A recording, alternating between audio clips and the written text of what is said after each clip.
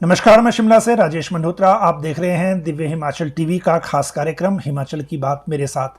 दिन भर की आज की जो बड़ी अपडेट है वो आपके साथ साझा करेंगे और उन बड़ी घटनाओं का विश्लेषण करेंगे जिनको लेकर अभी चर्चा चल रही है या फिर परसों कैबिनेट की बैठक में कुछ फैसला होने की उम्मीद है।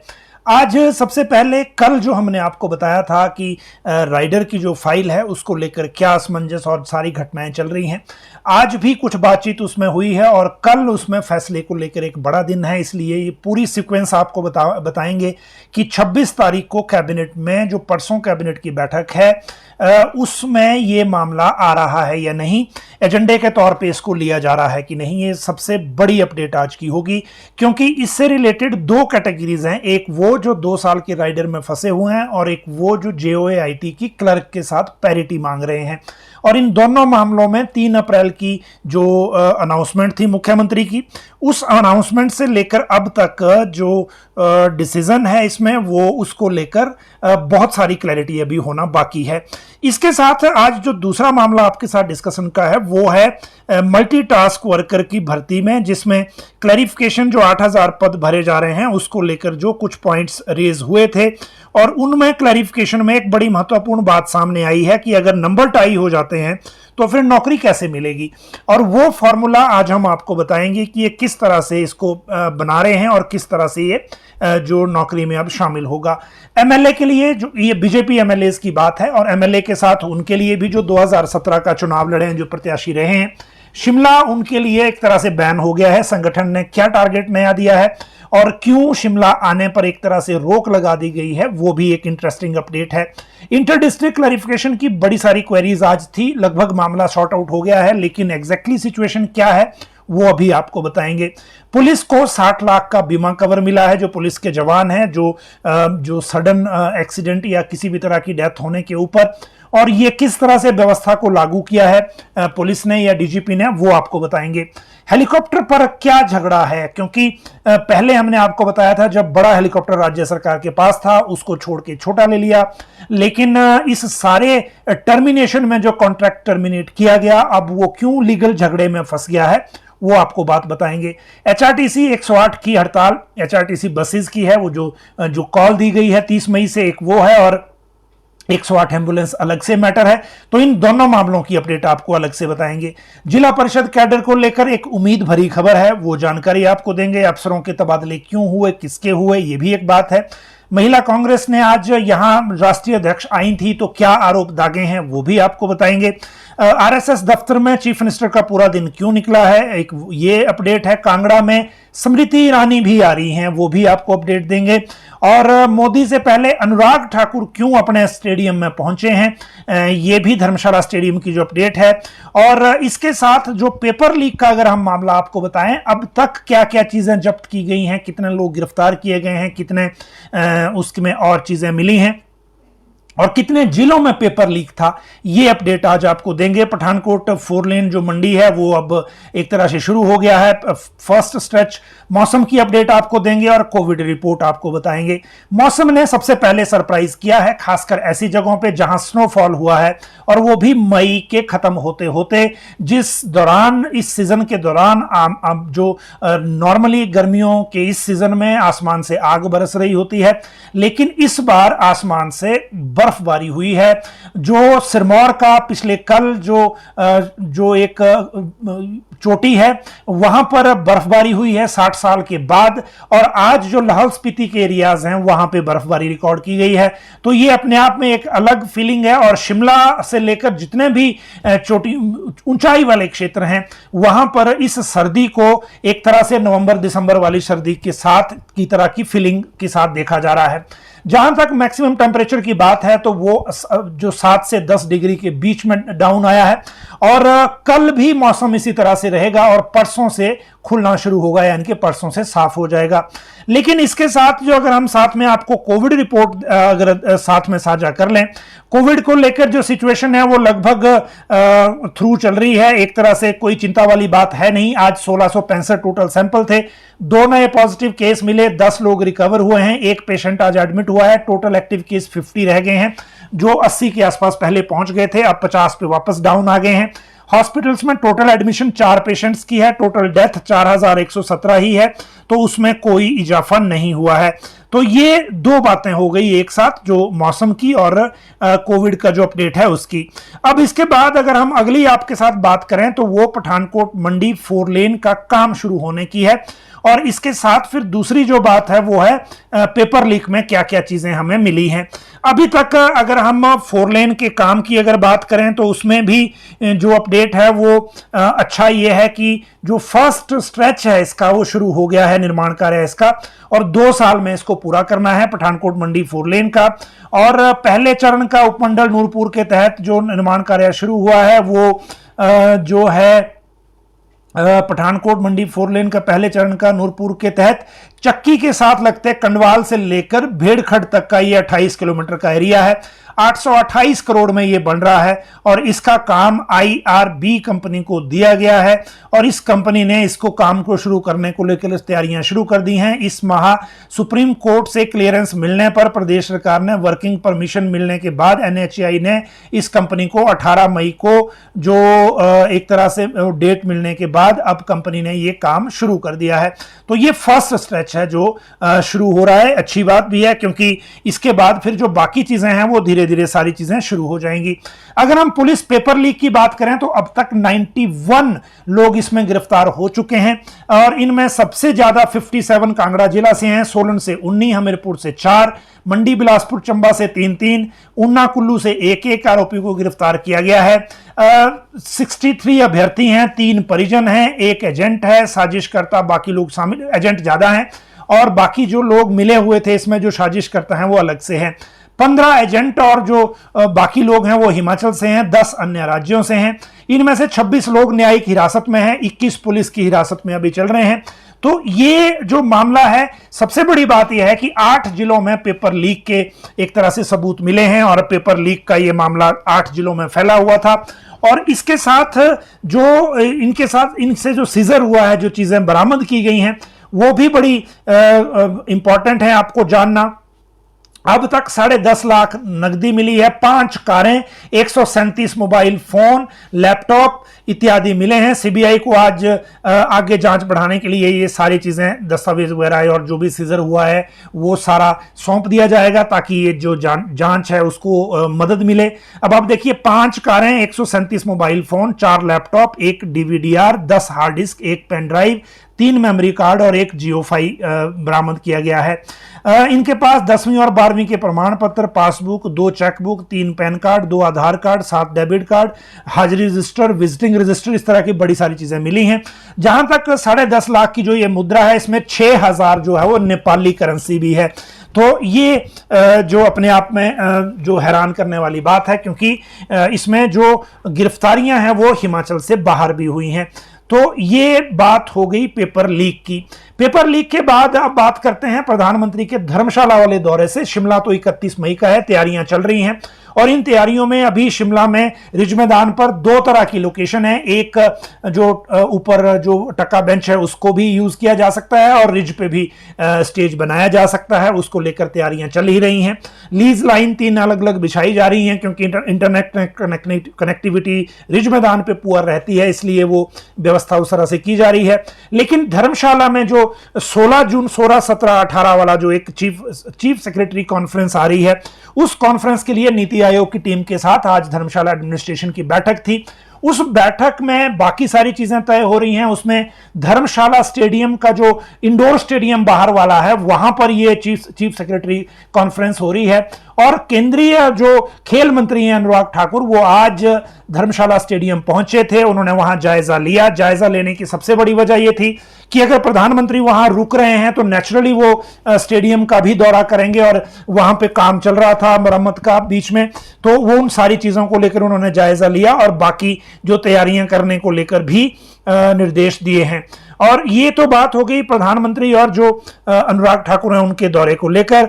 लेकिन जो दूसरा मामला इसके साथ है कांगड़ा में, वो है स्मृति ईरानी को लेकर, क्योंकि कांगड़ा में ही जो त्रिदेव सम्मेलन जो है वो भाजपा करने जा रही है और इस त्रिदेव सम्मेलन में कांगड़ा चंबा संसदीय क्षेत्र का जो 27 मई को शाहपुर के चंबी मैदान में प्रस्तावित है। अब आप देखिए, 31 मई को प्रधानमंत्री शिमला में है, 27 मई को स्मृति ईरानी अब शाहपुर के चंबी मैदान में है जहां पे केजरीवाल की अभी रैली हुई थी। और इसके लिए जो बड़ा टारगेट रखा हुआ बीजेपी ने, जेपी नड्डा, नितिन गडकरी और राजनाथ सिंह के आने की उम्मीद थी, लेकिन अब इन प्रोग्राम्स को बदल के स्मृति ईरानी का इसमें फाइनल हुआ है। फिर अब आप देखिए 27 को स्मृति ईरानी है, फिर 31 को मोदी शिमला में है, 16 को चंबा में है प्रधानमंत्री, और 17 और 18 को फिर, या 16 और 17 को 2 दिन के लिए क्योंकि धर्मशाला रुकना है, तो प्रधानमंत्री फिर वहां होंगे धर्मशाला में, और सर्किट हाउस में इनके रुकने का इंतजाम किया जा रहा है। तो ये अपने आप में जो बड़ी जो वीआईपी मूवमेंट हिमाचल में होने वाली है उसकी जानकारी हमने आपको दी। अब इसके बाद आज की एक एक्टिविटी थी, और वो जो आरएसएस का दफ्तर है यहां शिमला के नाभा में, वहां मुख्यमंत्री को बुलाया गया था, प्रदेश अध्यक्ष सुरेश कश्यप को भी बुलाया गया था। संघ बीजेपी के लीडर्स के साथ या सरकार के साथ समन्वय के लिए बीच बीच में ये बैठकें करता रहता है, लेकिन इस बार 2 दिन का गंभीर चिंतन रखा गया था, और इस चिंतन के लिए ही मुख्यमंत्री आज वहां रहे और कल दोपहर बाद फ्री हो पाएंगे।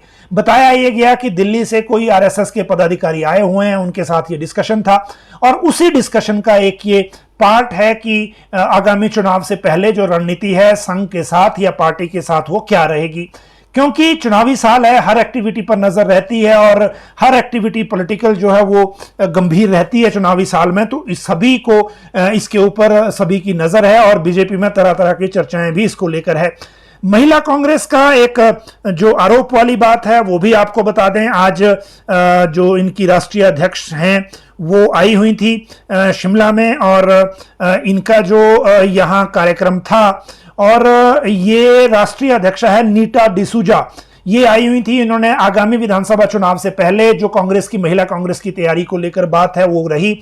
इन्होंने दावा किया कि कांग्रेस सरकार ने पंचायती राज में महिलाओं को 50% आरक्षण दिया था, वो हिमाचल में भी मिल रहा है, पूरे देश में मिल रहा है, और वो कांग्रेस की देन है। लेकिन इसके साथ इन्होंने एक और बात कही कि जो आम आदमी पार्टी है वो भाजपा की बी टीम है, और इसीलिए हिमाचल में लोगों को अलर्ट करने की जरूरत है कि आम आदमी पार्टी को वोट देने का मतलब बीजेपी की मदद करना है। इसीलिए कम से कम ये इंश्योर किया जाए कि कांग्रेस का वोट आम आदमी पार्टी में ना बंटे। तो ये इन्होंने आज सबसे बड़ा आरोप लगाया है, और इसीलिए इन्होंने सारी जो इस भूमिका को वो पंजाब में आम आदमी पार्टी पर भ्रष्टाचार के आरोप लगना शुरू हो गए हैं। इसीलिए जो इनका कहना था कि आम आदमी पार्टी फेक नैरेटिव पर वोट हथियाती है, वोट लेती है, और उसके बाद गवर्नेंस में जब आते हैं तो ये एक्सपोज हो जाते हैं। लेकिन जो भी इन्होंने आरोप लगाए हमने आज आपके साथ ये डिस्कस कर लिए, और इसके बाद जो अगली बात है अब वो आपके साथ करेंगे। एक हेलीकॉप्टर के विवाद की जानकारी आपको अभी दे दें। आपको याद है पिछले साल हिमाचल सरकार ने स्काई1 कंपनी से MI-17A2 मॉडल का हेलीकॉप्टर लिया था। बड़ा ये चॉपर था, 5 लाख से ज्यादा प्रति घंटा इसकी उड़ान की कॉस्ट थी, लेकिन बीच में इसमें टेक्निकल एरर्स आ रहे थे क्योंकि मॉडर्नाइज्ड मशीन थी, आधुनिक मशीन थी, और इसलिए इसको समझ भी नहीं पा रहे थे और बार बार इसको ग्राउंडेड करना पड़ रहा था। इन सारी घटनाओं के बीच में जब CDS विपिन रावत का निधन हो गया हेलीकॉप्टर क्रैश में, तो उसके बाद हिमाचल सरकार में भी कई तरह की शंकाएं इस बड़े चॉपर को लेकर हुई, और उसके बाद इनका जो कॉन्ट्रैक्ट था वो टर्मिनेट कर दिया गया वन साइडेड। और टर्मिनेशन के बाद टर्मिनेशन ऐसी स्थिति में किया गया क्योंकि इसी कंपनी से करीब 5 करोड़ की रिकवरी भी राज्य सरकार को करनी थी, जो वो कॉस्ट पेनल्टी कॉस्ट थी जो इन्होंने ये मशीन, ये हेलीकॉप्टर लेट करने या लेट देने की पेनल्टी इन पे लगी थी। लेकिन वो जो कॉन्ट्रैक्ट की शर्तें थी, उसका क्लॉज था कॉन्ट्रैक्ट में कि अगर आर्बिट्रेशन में भी केस जाएगा तब भी कॉन्ट्रैक्ट चलता रहेगा, लेकिन राज्य सरकार ने सिंगल हैंडेडली वन साइडेड ये कॉन्ट्रैक्ट रद्द कर दिया था, और अब ये कंपनी स्काई1 कंपनी आर्बिट्रेशन में चली गई है। और आर्बिट्रेशन में जाने के बाद अब ये सबसे बड़ा सवाल ये है कि इनसे जो 5 करोड़ की रिकवरी है वो कैसे होगी, क्योंकि राज्य सरकार ने अब अपने काम के लिए पवन हंस का छोटा हेलीकॉप्टर ले लिया है। अब रिकवरी के लिए भी एक और बात है कि आर्बिट्रेशन के लिए जो क्लॉज है इसमें आर्बिट्रेशन का, उसमें आर्बिट्रेटर जो है वो राज्य के मुख्य सचिव होंगे, ऐसा कहा गया है। जब ये क्लॉज बना था, कॉन्ट्रैक्ट हुआ था, जब चीफ सेक्रेटरी रामसुभग सिंह नहीं थे, लेकिन अब क्योंकि वो चीफ सेक्रेटरी थे हैं, इसीलिए क्या वो इसमें आर्बिट्रेशन करना चाहेंगे या नहीं, ये भी एक बात होगी, क्योंकि उस वक्त जब डिसीजन ये कहा गया था कि इसको बदलिए तो चीफ सेक्रेटरी ने ही पवन हंस को एंगेज किया था। तो ये भी अपने आप में एक बड़ी अपडेट इसमें रहेगी कि आने वाले दिनों में इसको लेकर क्या चीजें अनफोल्ड होती हैं। आज अगर हम अफसरों के तबादलों की बात करें तो उसमें जो 10 एचएएस और 2 आईएएस के तबादले हुए हैं, आईएएस के तबादले तो नहीं हुए, उनको एडिशनल चार्ज दिया है, 10 एचएएस के ट्रांसफर हुई हैं। और वो जो ट्रांसफर हैं वो आप सुबह देख सकते हैं 6 बजे हमने आपको बुलेटिन में भी आपको बताई थी, लेकिन इनमें मैक्सिमम वही हैं जिनको अभी जो अर्धशतक लगा था तबादलों का इससे पहले एचएएस का, उसमें ही इनके मैक्सिमम नाम थे और उसी की एडजस्टमेंट आगे हुई है और उसी एडजस्टमेंट का ये पार्ट है। जहां तक इसके बाद अगली जिला परिषद कैडर की बात है तो जिला परिषद कैडर के जो कर्मचारी हैं जो आप अपने आप को विभाग में मर्ज करने की डिमांड कर रहे हैं, ये आज मुख्यमंत्री से वॉक ओवर में मिले थे और इनकी जो मांग पर 1600 के आसपास कर्मचारी हैं पूरे प्रदेश में, इनकी मांग पे मुख्यमंत्री ने ये कह दिया है सेक्रेटरी को कि इस 26 की कैबिनेट में तो नहीं, लेकिन अगली कैबिनेट में इनका मामला लाया जाए, इनको पंचायती राज विभाग में मर्ज करना है। इसके बाद क्योंकि ये लोग अपने स्तर पे भी काफी कोशिश कर रहे थे, काफी इन्होंने मीटिंगें की, सरकार के सामने बात उठाई, जहां तक इनके जो मंत्री हैं उनको कन्विंस किया और अब मुख्यमंत्री से मिलकर अपनी बात रखी। इनको लेकर अगली तो इस कैबिनेट में तो नहीं, लेकिन इसकी अगली कैबिनेट में कोई अच्छी खबर इनको लेकर मिल सकती है। अब इसके बाद अगली जो मैटर है वो एचआरटीसी और 108 की हड़ताल का है और ये मामले भी लगातार चल रहे हैं और इन मामलों में भी अब जो अपडेट है वो आपको ड्राइवर यूनियन के साथ एचआरटीसी की वार्ता विफल हो गई है, इसलिए 30 मई को बसें नहीं चलेंगी।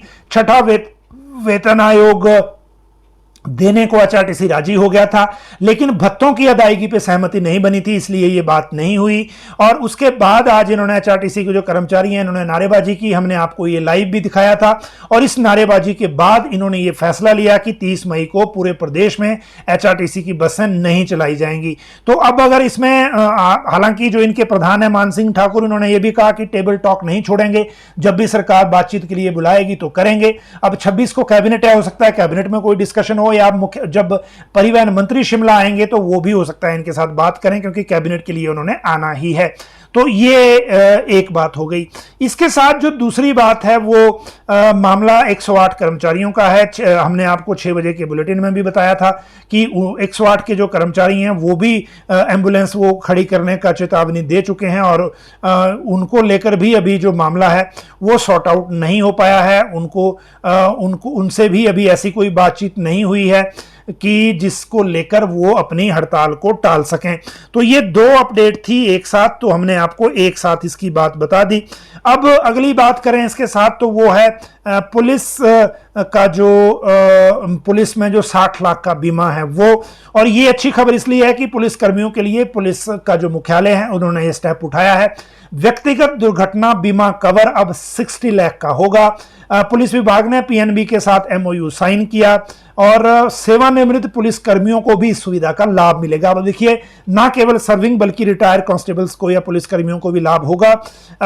60 लाख का व्यक्तिगत दुर्घटना मृत्यु बीमा है ये। 60 लाख का व्यक्तिगत दुर्घटना बीमा कवर से लेकर 4 साल के लिए 1 लाख रुपए प्रति वर्ष की वित्तीय सहायता आश्रित बच्चे की शिक्षा सहायता के लिए अलग से मिलेगी। तो ये पूरा कवर है, इसको लेकर एमओयू हो गया संजय कुंडू जो हैं उनकी उपस्थिति में पीएनबी के साथ, और ये सिक्योरिटी कवर इनको मिलेगा। आपको याद है जब जो 2 पुलिस के जवान जो कहीं से आ रहे थे और ट्रक ने कुचल दिए थे हमीरपुर की बाउंड्री में, हमीरपुर जिला की जुरिस्डिक्शन में, तो उनको भी इसी से मदद मिली थी क्योंकि राज्य सरकार की कोई और पॉलिसी इसमें है नहीं, तो उससे इनको काफी मदद मिली थी। तो ये एक बड़ा स्टेप है, कम से कम जो उनके परिजन हैं उनको सिक्योरिटी देने के लिए, सामाजिक सुरक्षा के लिए। इंटर डिस्ट्रिक्ट क्लैरिफिकेशन बहुत जल्दी आपको मैक्सिमम मुझे लगता है कल मिल जाएगी, क्योंकि आज जब हमने इसको फाइल को ट्रेस किया था तो ये पर्सनल की ब्रांच में पहुंच गई थी, उसके बाद ये एसीएस पर्सनल से इसमें साइन होने थे। हो सकता है शाम को साइन हो गए हों लेकिन क्लैरिफिकेशन इशू ना हो पाई हो, तो कल इसमें मैक्सिमम क्लैरिफिकेशन इशू हो जाएगी। पिछली बार जो 3 पेज की क्लैरिफिकेशन आई थी उसमें जो क्लॉज नंबर 3 है उसी को अमेंड किया जा रहा है और उस अमेंडमेंट से अब इनका जो पिछला पीरियड है कॉन्ट्रैक्ट का वो लैप्स नहीं होगा, 2 साल का ही कॉन्ट्रैक्ट पीरियड में इनको ये लाभ मिल जाएगा। और अब इसमें सारी टेंशन खत्म है। जो 5 जिलों में लोग इंतजार कर रहे हैं रेगुलराइजेशन का, उनको इस रेगुलराइजेशन का लाभ अब मिल पाएगा जब ये क्लैरिफिकेशन इशू हो जाएगी, और मैक्सिमम टू मैक्सिमम कल ये सारी चीजें हो जाएंगी। उसके बाद एमएलए के लिए शिमला कैसे बैन हुआ है वो हम आपको बताएं, इंटरेस्टिंग खबर है। सिर्फ एमएलए के लिए नहीं, बीजेपी ने जो भाजपा के विधायक हैं उनके लिए, और जो इनके जो प्रत्याशी हैं जो 2017 में चुनाव लड़े हैं उनके लिए, इन दोनों के लिए चुनाव क्षेत्र से बाहर निकलने पर रोक लगा दी है एक तरह से। और शिमला जो है वो ट्रांसफरों के चक्कर में या बाकी फॉर्मेलिटी के चक्कर में शिमला के दौरे नहीं लगाने हैं, ये बिल्कुल क्लियर कहा है। और ये निर्देश सरकार की तरफ से नहीं है, ये निर्देश हुए हैं संगठन की तरफ से। आपको याद है जब भाजपा के राष्ट्रीय अध्यक्ष शिमला आए थे जेपी नड्डा, तो उन्होंने एक पीला लिफाफा हर एमएलए को दिया था, और ये लिफाफे में उस एमएलए का उसके चुनाव क्षेत्र में उसकी इमेज क्या है और उसको लेकर लोग क्या सोचते हैं, उसकी सर्वे की रिपोर्ट थी। इस रिपोर्ट के साथ एमएलए को कहा गया था कि जो भी आपके चुनाव क्षेत्र में आपसे नाराज लोग हैं, नाराज संगठन हैं, उनसे राफ्ता करिए, उनसे दूरियां कम करिए, चाहे चाय पीजिए, कॉफी पीजिए, उनके घर जाके खाना खाइए, उनकी बात सुनिए, लेकिन 2 महीने के अंदर इन मामलों को सॉर्ट आउट करिए, अदरवाइज जून में हम रिव्यू करेंगे और फिर हम इस मामले को टेकअप करेंगे, ये उसमें कहा गया था। उसी के बीच में अब संगठन मंत्री पवन राणा की तरफ से निर्देश गए हैं कि कोई भी एमएलए या जो प्रत्याशी हैं वो शिमला फिजूल में घूमता हुआ, शिमला के दौरे करता हुआ नहीं दिखना चाहिए, और ये सभी एमएलए के लिए निर्देश हैं। और इसी कारण अब आप देखते होंगे जब सभी विधायक अपने अपने चुनाव क्षेत्रों में डटे हैं। इसकी एक और मजबूरी यह है कि इनका एक व्हाट्सएप ग्रुप बनाया गया है, और सभी एमएलए को अपने चुनाव क्षेत्र में एक्टिविटी करने के बाद लोगों के साथ एक फोटो डेली अपलोड करना होता है उस व्हाट्सएप ग्रुप में, जिसको पार्टी का संगठन रोज मॉनिटर करता है और रोज चेक करता है। तो इनके लिए अब शिमला आना बैन हुआ है। इधर ट्रांसफर वैसे ही बैन है, तो अब ये मामला खत्म हो जाएगा। यह भी संभव है कि ट्रांसफरों पर जो बैन लगा इसी वजह से लगाया गया हो कि एमएलए शिमला के चक्कर काट रहे हैं और उनको इन चक्करों से दूर करना है। अब अगली बात करते हैं, मल्टीटास्क वर्कर भर्ती को लेकर एक बड़ा अपडेट हुआ है, और वो अपडेट है एजुकेशन में जो मल्टीटास्क वर्कर भर्ती हो रही है उसको लेकर।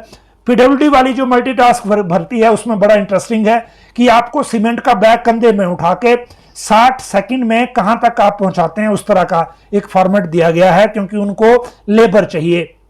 लेकिन एजुकेशन में मल्टीटास्क वर्कर जो एसडीएम की कमेटी वाली भरेगी, उसको लेकर क्लैरिफिकेशन बड़ी सारी आ रही हैं, और उन क्लैरिफिकेशन को लेकर एजुकेशन ने एक कमेटी बनाई थी, और इस कमेटी में जो लोग शामिल किए गए थे आप देखिए, इसमें एलिमेंट्री के डायरेक्टर पंकज ललित थे, अनिल चौहान थे, एचएएस नीरज चांदला थी, ए सूद, भूपेंद्र चौहान, इनकी कमेटी थी। जितनी भी क्लैरिफिकेशन आ रही थी उन क्लैरिफिकेशन को लेकर इन्होंने अपना जो वो पॉइंट ऑफ व्यू था वो देना था, और इस पॉइंट ऑफ व्यू में फिर जो भी क्वेरीज थी उनको एक एक करके एड्रेस किया गया, और इन क्वेरीज के बाद फिर ये जो रिप्लाई है वो दिया गया, रिप्लाई आगे भेजा गया, और इस रिप्लाई के अनुसार अब जो एसडीएम की अध्यक्षता वाली कमेटियां हैं उन कमेटियों ने ये फैसला लेना है कि भर्तियां किस तरह से करनी है और किस तरह से 3 सदस्यीय ये कमेटी आगे नियुक्ति करेगी।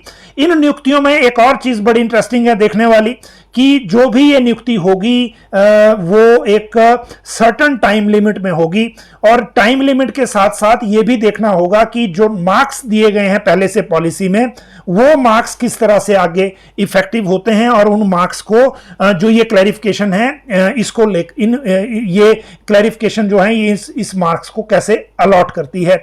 लेकिन क्लैरिफिकेशन इसलिए करनी पड़ी क्योंकि भर्ती को लेकर बहुत सारे जो लोग थे, बहुत सारा जो विभाग, बहुत सारे जो क्वेरीज थी इस कमेटी की तरफ से आ रही थी, और अब इन क्वेरीज को एड्रेस किया गया है इस कमेटी के द्वारा, जो क्लैरिफिकेशन अब इशू हो गई है। नई बात यह है कि जो अगर भर्ती में नंबर टाई हो गए, क्योंकि यही होने की संभावना है सबसे ज्यादा, अगर नंबर बराबर हो गए जो टोटल नंबर उसमें दिए गए हैं, तो जिसके पास जो सबसे जिसको बोलते हैं जिसके पास जो इनकम कम होगी, लो इनकम ग्रुप का होगा, उसको नौकरी मिलेगी। अगर लो इनकम ग्रुप ऐड करने के बाद भी नंबर टाई रहेंगे तो फिर नौकरी मिलेगी किसको? जिसकी उम्र ज्यादा होगी। ये बड़ा इंटरेस्टिंग है इसमें। और इसी के साथ जो बीपीएल और जो एक इंडिजेंट कंडीशन होती है, जिसको बोलते हैं कि बहुत गरीबी वाला मामला होता है, दो तरह की चीजें हैं। ये तो या तो बीपीएल हो या फिर बहुत अत्यंत गरीब कंडीशन हो कैंडिडेट की। उन दोनों ही मामलों में पूछा यह गया था कि क्या फिर दोनों के नंबर मिलेंगे। तो जो रिप्लाई दिया गया है इसमें, जो क्वेरी का रिप्लाई है, उसके मुताबिक यह है कि फिर दोनों के मार्क्स ऐड होंगे। और अगर वो बीपीएल का उसका सर्टिफिकेट अलग से है और बीपीएल के साथ उसकी जो कंडीशन है वो भी काफी खराब है, तो इन दोनों के मार्क्स उसको अलग अलग दिए जाएंगे जो भी कैंडिडेट इसमें होगा। तो ये दो चीजें तो इसमें क्लियर हो गई। उसके बाद एक और इंटरेस्टिंग ये है कि सर्टिफिकेट कौन इशू करेगा। तो सर्टिफिकेट इशू करने की जो बात है उसमें भी क्लैरिटी अब इस क्लैरिफिकेशन में कर दी गई है कि अगर जो सर्टिफिकेट इशू होंगे उसमें अगर एसडीएम इशू करेगा, अगर जो मामला है सरकारी नौकरी में घर से कोई नहीं है तो फिर एसडीएम जो है वो सर्टिफिकेट इशू करेंगे। अगर जो परित्यक्त महिला है या एकल नारी है जिसको परिवार ने छोड़ दिया है, पति ने छोड़ दिया है, तो जो बीडीओ हैं वो सर्टिफिकेट जारी करेंगे। तो इस तरह की बड़ी सारी क्लैरिफिकेशन है और जो भी एप्लीकेंट इसको लेकर हैं वो उन क्लैरिफिकेशन को पहले देख सकते हैं। घर से स्कूल की दूरी कौन नापेगा, इस तरह की बातें भी इसमें हैं। तो ये सारी चीजें अब उसमें हो जाएंगी। इसके बाद जो अगली बात है वो हम आपको बताएंगे और वो बात फिर है सबसे बड़ी आज की खबर, और वो है राइडर और जेओए को लेकर क्या होता है। राइडर और जेओए को लेकर कल हमने आपको बताया था कि कोई पचड़ा हो गया है फाइल पर, और कल हमने इसलिए बताया था क्योंकि एसीएस फाइनेंस प्रबोध सक्सेना की पास एक बैठक हुई थी कल, और उस बैठक में जो डिस्कशन हुई उसमें जो व्यूज थे वो डिफरेंट थे, और जो फाइल पे भी कुछ चीजें रिकॉर्ड हुई हैं वो भी कंट्राडिक्टरी हैं आपस में, और इसीलिए हमने सिर्फ अलर्ट करने के लिए ये बात आपको बताई थी। और आज इसके कारण कुछ सिस्टम में हलचल भी हुई है। हलचल ये हुई कि एक तो अराजपत्रित कर्मचारी महासंघ के लोगों ने बड़ा इफेक्टिवली इसको फॉलो किया और आज भी दोबारा से जाके बात की है। मुख्यमंत्री के साथ बातचीत के लिए कल एसीएस फाइनेंस को टाइम मिला है और वो डिस्कस करेंगे इस फाइल को। बैकग्राउंड जो है फाइल का वो ये है कि फाइल पर मुख्यमंत्री कार्यालय से ही डिस्कस लिखा गया है और उसके बाद ये फाइल वापस आके एसीएस फाइनेंस तक पहुंच गई है। जब वहां डिस्कस लिखा गया था तो उस वक्त हुआ ये था जो मैंने आपको तब भी बताया था कि इस फाइल पर जब डिस्कस लिखा गया या इस फाइल पर जब मामला शुरू हुआ बातचीत का, तो उसमें एक महत्वपूर्ण चीज ये थी कि जो जेओए आईटी अलग मैटर था, जो पैरिटी का अनाउंसमेंट एक साथ हुई थी, अराजपत्रित कर्मचारी महासंघ ने एक साथ ज्ञापन दिया था, सीएम ऑफिस से जो यूओ नोट ऊपर ब्रांच में आया वो भी एक ही था दोनों मैटर्स का। लेकिन फाइनेंस ने दोनों फाइलें अलग अलग कर दी और अलग अलग करने की वजह यह बताई कि जो जेओए आईटी और क्लर्क की जो पैरिटी है उसमें जेओए आईटी का आरएनपी रूल नए सिरे से बनेंगे और उनको लेकर कोई आरएनपी रूल पहले अवेलेबल नहीं थे। इसीलिए इसमें जो डिपार्टमेंट ऑफ पर्सनल का कोई मैंडेट है, डिपार्टमेंट ऑफ पर्सनल ने बीच में आना है इसमें, इसलिए ये दोनों फाइलें अलग अलग कर दी गई। अब आज जो चीज सीरियस ऑब्जेक्शन इसमें हुआ है, अराजपत्रित कर्मचारी महासंघ के जो अध्यक्ष हैं अश्विनी ठाकुर, उन्होंने फाइनेंस के सेक्रेटरी से पूछा है कि जब अनाउंसमेंट एक साथ हुई, यूओ नोट आपको सीएम अनाउंसमेंट का एक साथ आया, तो ये फाइलें अलग अलग क्यों की गई, और जब सारी चीजें वैसे चल रही थी तो इनको अलग क्यों किया गया। खैर, अलग होने के बाद अब दोनों फाइलें फिर से क्लब हो गई हैं, लेकिन इस पर जो मैटर है वो कल डिस्कशन के लिए मुख्यमंत्री कार्यालय से टाइम दिया गया है प्रबोध सक्सेना को। कल इसमें डिस्कशन होगी आपस में दोनों की। अभी तक अगर फाइनेंस की हम बात करें तो उन्होंने दोनों तरह के ऑर्डर बना के तैयार रखे हैं। एक ऑर्डर है 3 जनवरी 2022 तक रेगुलर जो कर्मचारी हो चुके हैं, जिनको 2 साल के लिए अभी कुछ दिन बचे हैं, कुछ महीने बचे हैं या फिर कुछ हफ्ते बचे थे हायर ग्रेड पे के लिए एलिजिबल होने को। दूसरा ऑर्डर है 3 जनवरी 2022 तक कार्यरत शब्द के साथ, और उसमें जो शब्द आएगा वो कर्मचारी नहीं है, वो है ऑफिशियल्स। और वो ऑफिशियल इसलिए लेना पड़ेगा क्योंकि उसमें फिर बहुत सारी चीजें ऐसी होंगी जैसे डेली वेज वर्कर्स हैं, उनको एम्प्लॉइज की कैटेगरी में नहीं माना जाता। कंटिजेंट पेड वर्कर हैं उनको उसकी कैटेगरी में नहीं माना जाता, लेकिन बाद में वो कॉन्ट्रैक्ट में आने के बाद रेगुलर में आ जाते हैं तो फिर वो क्लेम कर सकते हैं कि उन्हें भी हायर ग्रेड पे का लाभ दिया जाए। तो ये दोनों तरह के ड्राफ्ट फाइनेंस में बन गए हैं। 3 जनवरी 2012 तक किसी भी विभाग में कार्यरत कर्मचारियों को भी हायर ग्रेड पे का लाभ मिल सकता है और 3 जनवरी 2012 तक रेगुलर वालों को भी मिल सकता है। हमने क्रॉस चेक करने की भी कोशिश की इस मामले में। एक मत यह था फाइनेंस के अफसरों का कि जो मुख्यमंत्री कार्यालय से जो कन्वे किया गया बाद में अनाउंसमेंट के बाद, जो 3 अप्रैल को अनाउंसमेंट हुई थी, उसमें कुछ मैनिपुलेशन हुई है, जबकि राजपत्रित कर्मचारी महासंघ के लोग कह रहे हैं कि कोई अनाउंसमेंट मैनिपुलेशन नहीं है। जो मुख्यमंत्री ने अनाउंस किया उसके बाद सर्टन सेक्शन ऑफ एम्प्लॉइज ने ऑब्जेक्शन किया था, उन्होंने अपनी बात रखी और उसमें कुछ जो एम्प्लॉइज हैं जैसे फॉरेस्ट गार्ड हैं, इस तरह के कुछ एग्जाम्पल उनके सामने आए थे जिनको ज्वाइनिंग में, एक ही बैच को ज्वाइनिंग में कुछ वजहों से टाइम लग गया और उनकी ज्वाइनिंग डिफरेंट डेट्स को हुई, जिसमें 3 जनवरी एक बड़ा क्रूशियल फैक्टर है। तो उसको हम कैसे ओवर रूल करें, इस तरह की कुछ बातें आई थी। इसी कारण मुख्यमंत्री की सहमति से वो फिर यूओ नोट आगे गया और वही आगे अप्रूव होगा, ऐसा राजपत्रित कर्मचारी महासंघ का दावा है। होता क्या है वो आपको कल पता लगेगा या फिर कैबिनेट के दिन पता लगेगा। अभी ये मामला कैबिनेट में जाएगा या नहीं, ये कल मुख्यमंत्री के साथ होने वाली बैठक में पता लगेगा कि ये मामला कैबिनेट में जाता है या नहीं, और जाता है तो किस स्थिति में जाता है, किस सूरत में जाता है और किस पॉइंट ऑफ कंसिडरेशन के साथ जाता है। अभी एक जो बड़ी महत्वपूर्ण बात इसमें है, जो गौर करने वाली है इसमें, वो ये है कि जो राइडर वाले कर्मचारी हैं, जो हमें भी बार बार जो कह रहे थे और बार बार हमारे से भी संपर्क कर रहे थे, वो कल आ रहे हैं राजपत्रित कर्मचारी महासंघ से मिलने सचिवालय, और वो यहां आके अपनी बात रखेंगे, उनसे पूछेंगे कि इसमें देरी क्यों हुई और 26 की कैबिनेट में इसको लगवाइए, इसको करवाइए। लेकिन कल आपको जो हमने जो सूचना दी थी वो एडवांस सूचना इसलिए दी थी ताकि सिस्टम में थोड़ा सा अलर्टनेस रहे और आपको टाइम से ये अपडेट मिल जाए कि इस मामले में हो क्या रहा है।